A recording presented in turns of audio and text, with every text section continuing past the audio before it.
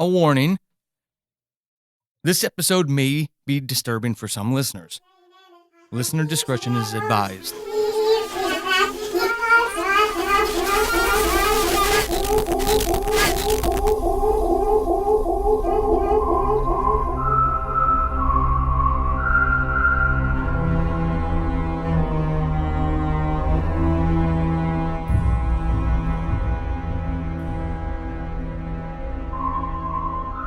It was my 16th birthday, and I was hunting for something in the garage. Can't for the life of me remember what it was, but that's not important. Not anymore. The rope had been dangling there from the rafters forever. It had no purpose whatsoever. Yet for as long as I can recall, it was always there. A 1/4 inch thick blue poly rope, about 4 foot long. I'd been looking for all the crap on the workbench when I caught my head on it. For the life of me, there was no reason why, but I fashioned it into a noose, stood on a stool, and put my head in, and stepped off. No rhyme or reason.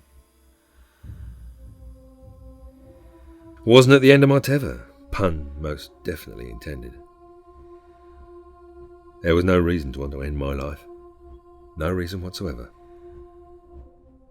I'd just decided, why not? What's the point?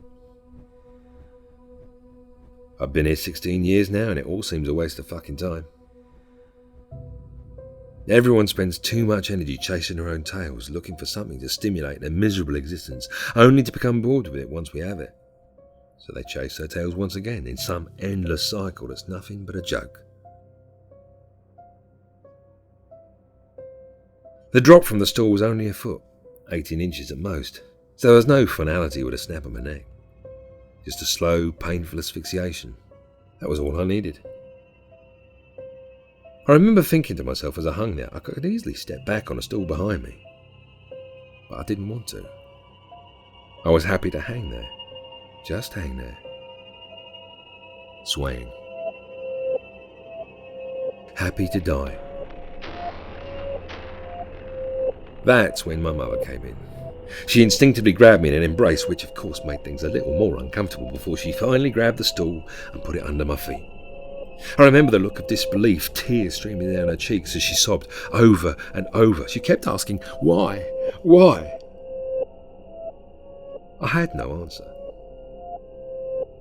When she finally managed to calm herself a little, she made me promise never to try to take my own life again. That's when I broke. I grabbed her in my arms and buried my face in her shoulder. I wept for what felt like forever, even though I knew it was only a brief moment. I made a promise to myself that day that before I kill myself, I will kill every single other person on this planet. I know it sounds stupid now, but it seemed logical then, at least it did to me. But such are the thoughts of a young male's testosterone-infused brain. She made me take down that rope and burn it. She was on my case every minute of every day for what seemed like forever. Can't blame her, really. Her only child didn't want to be here on the planet. Didn't have anything to live for, not even her. It was only a couple of years after I killed my father that it occurred to me that maybe I was to blame for her death. That knocked me for 6. Sent me spiralling out of control and ultimately to my second dance.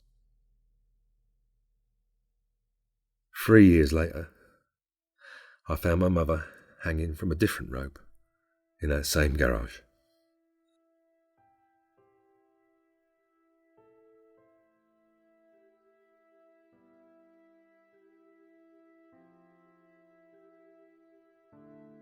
I, however, was too late to save her. She saved me.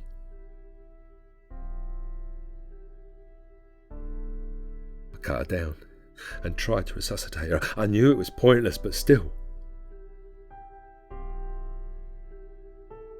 You do these things for the people you love, you know?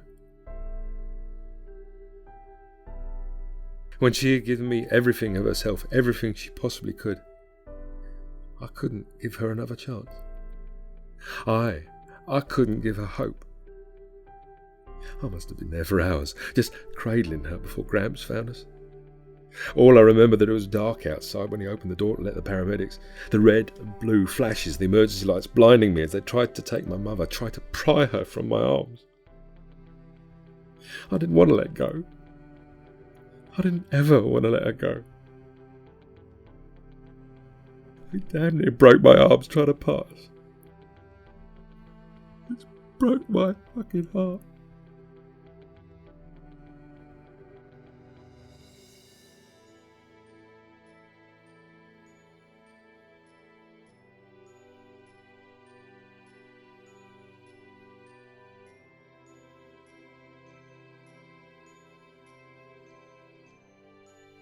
This episode of Diary of a Madman is brought to you by my new audio drama, an epic fantasy called Crown of Thieves, coming this spring to patrons of Pulsating Productions. You can find out more by heading over to pulsating.com and looking at the podcast tab. This powerful episode of Diary of a Madman was written by Dohai. You can find him and all of his work over on Twitter at Dohai666. The Madman is Kareem Kronfli, who will also be joining me on the new audio drama Crown of Thieves. If you're loving his voice here, be sure you're tuning in for that. And the music for this episode was created by Raul Vega of Rose Drive Podcast.